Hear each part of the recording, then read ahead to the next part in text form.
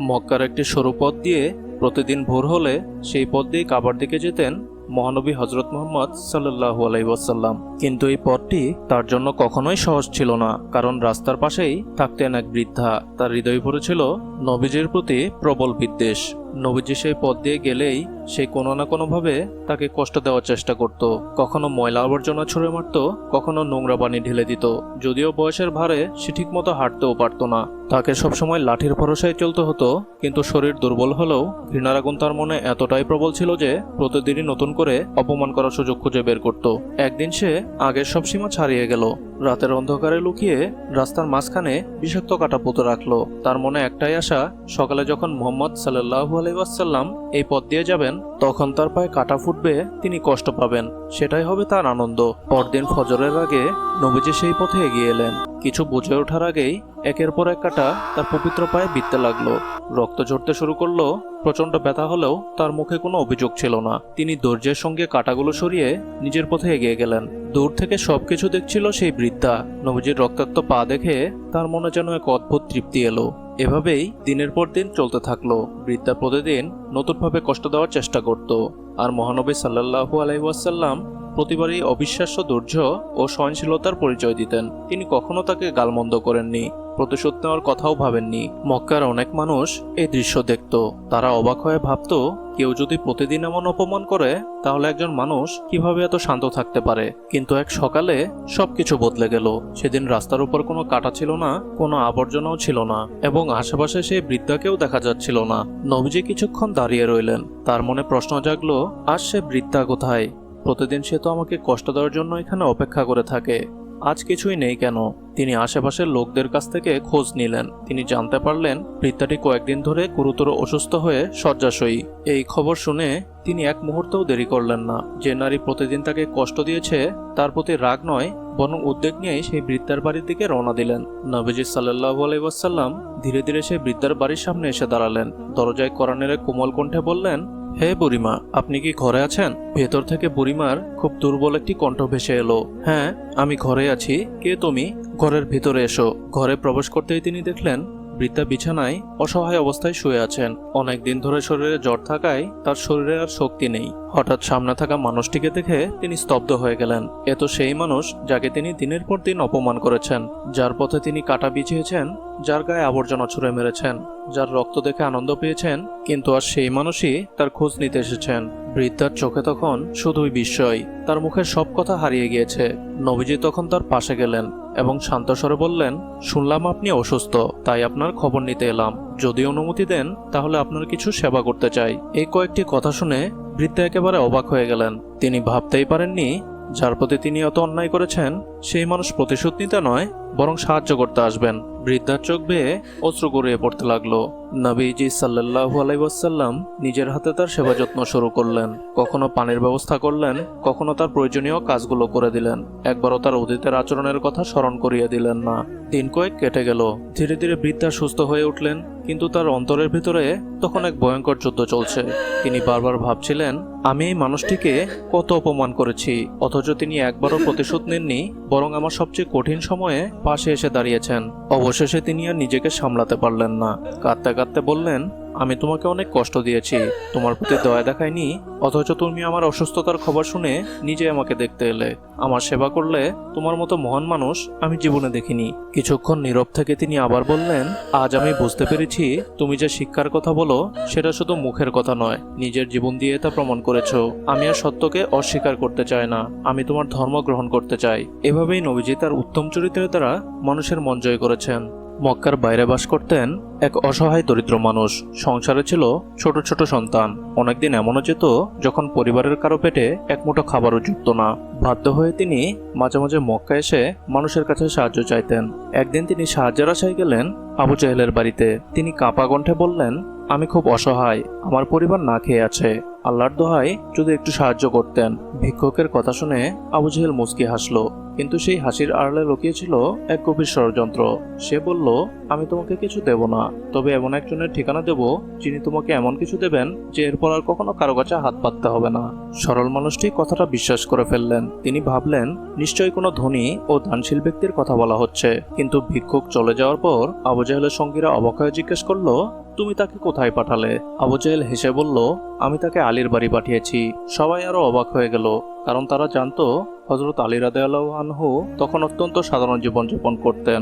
নিজের জন্যই অনেক সময় পর্যাপ্ত খাবার থাকতো না। আবু জাহেল গর্বের সঙ্গে বলল, আমি জানি আলী তাকে কিছুই দিতে পারবে না। তখন ওই ভিক্ষুককে নিয়ে পুরো মক্কা বলে বেড়াবে, দেখো মুহাম্মাদের অনুসারীরা নিজেরা এত দরিদ্র যে একজন ভিক্ষুককেও সাহায্য করতে পারে না, এতে তাদের সম্মান নষ্ট হবে। ওদিকে কিছুই না জেনে ভিক্ষুক পৌঁছে গেলেন হযরত আলীর বাড়িতে। তিনি বিনীতভাবে বললেন, আমার ঘরে ছোট ছোট সন্তান আছে, তারা না খেয়ে আছে। শুনেছি আপনি খুব দানশীল মানুষ, আপনি যদি আমাকে একটু সাহায্য করতেন। হযরত আলী রাদিয়াল্লাহু আনহু শান্তভাবে জিজ্ঞেস করলেন, তোমাকে কে বলেছে আমি ধনী? ভিক্ষুকটি তখন আবু জাহেলের বাড়ির দিকে ইশারা করে সব ঘটনা খুলে বললেন। কথাগুলো শুনেই হযরত আলী পুরো বিষয়টি বুঝে গেলেন। এটি কোনো সাধারণ সাহায্যের অনুরোধ নয়, এটি ছিল ইসলামের সম্মান নষ্ট করার একটি পরিকল্পনা। তিনি মনে মনে ভাবলেন, আজ যদি আমি এই মানুষটাকে খালি হাতে ফিরিয়ে দিই, তাহলে আবু জাহেল এটাকে অস্ত্র বানাবে। সে মানুষকে বলবে ইসলামের অনুসারীরা নিজেরাই অসহায়। কিছুক্ষণ নীরব থাকার পর তিনি ভিক্ষুককে বললেন, তুমি চিন্তা করো না, আল্লাহ চাইলে তুমি খালি হাতে ফিরবে না। এরপর তিনি নিজ থেকে এক মুঠো সাধারণ বালি তুলে নিলেন। ভিক্ষুক অবাক হয়ে তাকিয়ে রইলেন। এ কি সত্যিই সাহায্য, নাকি তিনি ভুল বুঝেছেন? কিন্তু হযরত আলীর মুখে ছিল এক অদ্ভুত প্রশান্তি। তিনি সেই বালি ভিক্ষুকের কাপড়ে বেঁধে দিয়ে বললেন, এটি শক্ত করে ধরে রেখো, আর যে তোমাকে আমার কাছে পাঠিয়েছে তার কাছে আগে ফিরে যাবে। তবে একটি কথা মনে রেখো, পথে কোনো অবস্থাতেই এটি খুলবে না। ভিক্ষুক কিছুই বুঝতে পারলেন না, তবুও তিনি হযরত আলীর কথার প্রতি সম্মান রেখে কাপড়টি শক্ত করে বেঁধে আবু জাহেলের বাড়ির দিকে হাঁটা শুরু করলেন। কিন্তু পথ চলতে চলতে তিনি অনুভব করলেন কাপড়ের ভিতরে ছোট পুটলিটি যেন ধীরে ধীরে ভারী হয়ে উঠেছে। কৌতূহল তাকে বারবার তাড়িয়ে দিচ্ছিল, তবুও তিনি হযরত আলীর কথা মনে করে পুটলিটি খুললেন না। অন্যদিকে আবু জাহেল অধীর আগ্রহে অপেক্ষা করছিল। সে নিশ্চিত ছিল এবার পুরো মক্কার সামনে আলী রাদিয়াল্লাহু আনহুকে অপমান করার সুযোগ সে পেয়ে গেছে। কিছুক্ষণ পর ভিক্ষুক আবু জাহেলের বাড়িতে পৌঁছে গেলেন। দূর থেকে আবু জাহেল ব্যঙ্গভরা হাসি দিয়ে বলল, কি হলো, আলী তোমাকে কত বড় ধন সম্পদ দিল দেখি তো? ভিক্ষুক শান্তভাবে উত্তর দিল, তিনি আমাকে কিছু দিয়েছেন, তবে তিনি বলেছেন আপনার সামনে না আসা পর্যন্ত যেন আমি এটি না খুলি। আবু জাহেল মনে মনে খুশি হয়ে গেল। সে নিশ্চিত ছিল কাপড়ের ভিতর হয়তো এক মুঠো বালি কিংবা তুচ্ছ কিছু আছে। সেটি দেখিয়ে সে পুরো মক্কায় হাসাহাসি করবে। চারপাশে কয়েকজন লোকও জড়ো হয়ে গেল। সবাই জানতে চাইছিল হযরত আলী রাদিয়াল্লাহু আনহু আসলে কি দিয়েছেন। ভিক্ষুকটি ধীরে ধীরে কাপড়ের গিট খুলতে লাগলেন, কিন্তু কাপড় খুলতেই সবাই স্তব্ধ হয়ে গেল। যেখানে এক মুঠো সাধারণ বালি থাকার কথা, সেখানে ঝলমল করছে অমূল্য রত্ন আর দামি পাথর। সূর্যের আলো পড়তেই সেগুলো এমনভাবে চকচক করতে লাগলো যে উপস্থিত কেউই আর নিজের চোখকে বিশ্বাস করতে পারছিল না। ভিক্ষুক বিস্ময়ে নির্বাক হয়ে গেল। আবু জাহেল কিছুক্ষণ কোনো কথা বলতে পারলো না। যে মানুষটি কিছুক্ষণ আগেও হযরত আলীকে উপহাস করতে চাইছিল, সে এখন হতভম্ব হয়ে সেই রত্নগুলোর দিকেই তাকিয়ে আছে। কিছুক্ষণ পর সে নিজেকে সামলে নিয়ে বলল, এটা অসম্ভব, এটা কখনো হতে পারে না। আলীর তো নিজেরই কিছু নেই, এত মূল্যবান জিনিস সে কোথায় পেল? তার অহংকার তাকে সত্যকে মেনে নিতে দিল না। সে সঙ্গে সঙ্গে নতুন অভিযোগ তুলল, নিশ্চয় এগুলো চুরি করা, অন্যথা একজন দরিদ্র মানুষ এত দামি রত্ন কোথা থেকে আনবে?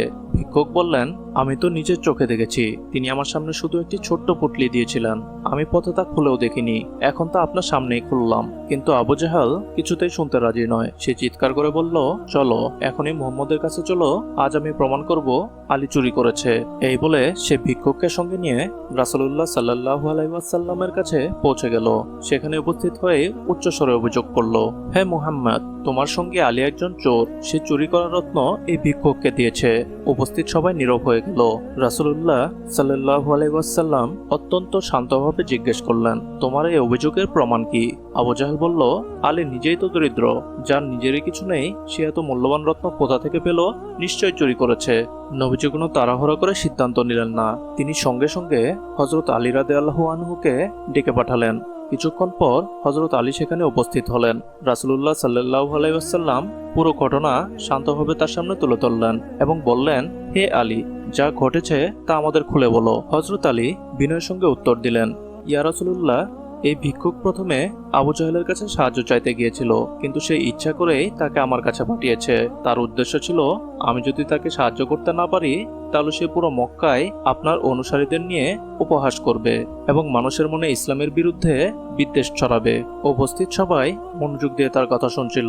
তিনি আবার বললেন, আমি বুঝতে পেরেছিলাম এটি শুধু একজন ভিক্ষুকে সাহায্য করার বিষয় নয়, এখানে ইসলামের সম্মান জড়িত, তাই আমি আল্লাহর উপর ভরসা করলাম। হযরত আলী জানালেন, তিনি মাটি থেকে এক মুঠো বালি তুলে নেন, এরপর আল্লাহর কাছে আন্তরিকভাবে দোয়া করেন, হে আল্লাহ, এই ষড়যন্ত্রের উদ্দেশ্য যদি আপনার রাসূলের সম্মান ক্ষুণ্ণ করা হয় তবে আপনি নিজেই এর জবাব দিন।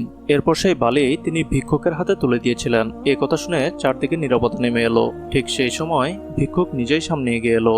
সে আবেগভরা কণ্ঠে বলল, আমি নিজের চোখে দেখেছি তিনি আমাকে সত্যি এক মুঠো বালি দিয়েছিলেন। আমি তার কথা মতো পথেও কাপড় খুলিনি, কিন্তু এখানে এসে যখন খুললাম তখন দেখি এগুলো অমূল্য রত্নে পরিণত হয়েছে। আমি জীবনে এমন ঘটনা কখনো দেখিনি। তার চোখ ভিজে গেল। সে বলল, আজ আমি বুঝে গেছি এটি কোনো সাধারণ মানুষের কাজ নয়। যার অনুসারীদের আল্লাহ এভাবে সাহায্য করেন তার দিন অবশ্যই সত্য। আর আমি দেরি করতে চাই না, আমাকে ইসলাম গ্রহণ করতে দিন। এই কথা শুনে উপস্থিত মানুষের মধ্যে ফিসফাস শুরু হয়ে গেল। কিন্তু আবু জেহেল আরো ক্ষিপ্ত হয়ে উঠল।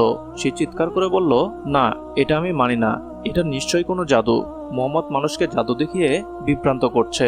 এ কথা বলে সে চুপিসারে মাটি থেকে কয়েকটি ছোট পাথর তুলে হাতের মুঠোয় লুকিয়ে ফেললো। তারপর সবার সামনে দাঁড়িয়ে সে বলল, হে মোহাম্মদ, যদি তুমি সত্যি আল্লাহ রাসূল হও তাহলে বলো তো আমার হাতের ভিতরে কি আছে। চারপাশে উপস্থিত সবাই নিঃশব্দ হয়ে গেল। সবার চোখ তখন রাসূলুল্লাহ সাল্লাল্লাহু আলাইহি ওয়াসাল্লামের দিকে। তিনি অত্যন্ত শান্তভাবে বললেন, আমি যদি বলে দিই তবুও কি তুমি সত্য মেনে নিবে?